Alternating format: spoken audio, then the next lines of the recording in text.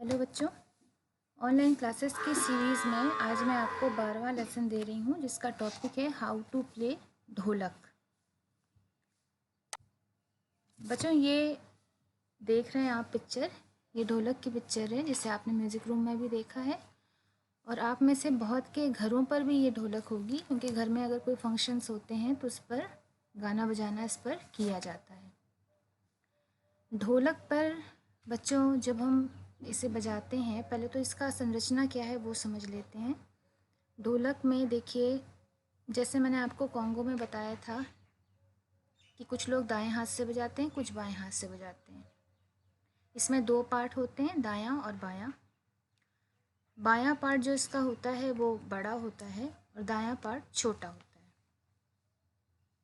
बाएं पार्ट पर जब हम हाथ अपना रखते हैं तो पूरा पंजा रख कर बजाते हैं और दाएं पार्ट पर, जैसे मैंने आपको कॉन्गो में भी बताया था, वो वाला लेसन अगर आपने देखा हो तो उसमें मैंने बताया था कि उंगलियों के आगे वाले भाग से हम बजाते हैं, पूरा पंजा दाएं वाले भाग पर हम नहीं रखते हैं। वो भी मैं आगे आपको और एक वीडियो से समझाऊंगी, लेकिन अभी आप इतना समझ लीजिए कि बाएं पार्ट पर पूरा पंजा, या और उंगलियां जब आपकी प्रैक्टिस हो जाती है तो पंजा और उंगलियां दोनों से बचता है, वरना स्टार्टिंग में सिर्फ पंजा यूज़ करेंगे, यानी आपका पाम, हथेली जिसे बोलते हैं, और दाएं पार्ट पर उंगलियों के आगे वाले भाग से हम इसको बजाएंगे। ढोलक का जो बेसिक बोल है, ढोलक में बहुत सी तालें बजाई जाती हैं बच्चों, जैसे कॉन्गो में बहुत सी तालें बजाई जाती हैं, लेकिन ये जो बेसिक बोल है, जो स्टार्टिंग है, जहाँ से आप ढोलक शुरू करते हैं, वो होता है चकई की चक धुम। चकई की चक धुम। अब इसको आसान करने के लिए, ताकि आप आसानी से समझ जाएं, इसलिए मैं आपको बता रही हूँ कि ढोलक पर ये कैसे बजेगा। दायां यानी दायां हाथ, दाएं हाथ से उंगलियां, मैंने बताया आपको कि दाएं हाथ से पूरा पंजा नहीं बजाना है, आपको उस पर नहीं रखना है, सिर्फ उंगलियों से आपको दाएं पार्ट पर बजाना है। फिर बायां, जहाँ पर आप पूरा पंजा रखेंगे, फिर उंगलियों से ही आप नीचे जाएंगे, फिर उंगलियों से ही आप ऊपर आएंगे, फिर दोनों दाएं और बाएं पर एक साथ बजेगी बीट, तो चकई की चकधुम बोलेंगे, या दायां बायां नीचे ऊपर एक साथ इस तरीके से बजाएंगे। अब मैं आपको एक वीडियो दिखाऊंगी जिससे आपको ये और क्लियर हो जाएगा और आप समझ जाएंगे कि कैसे बजाना है। इस वीडियो को आप ध्यान से देखिए और समझिए।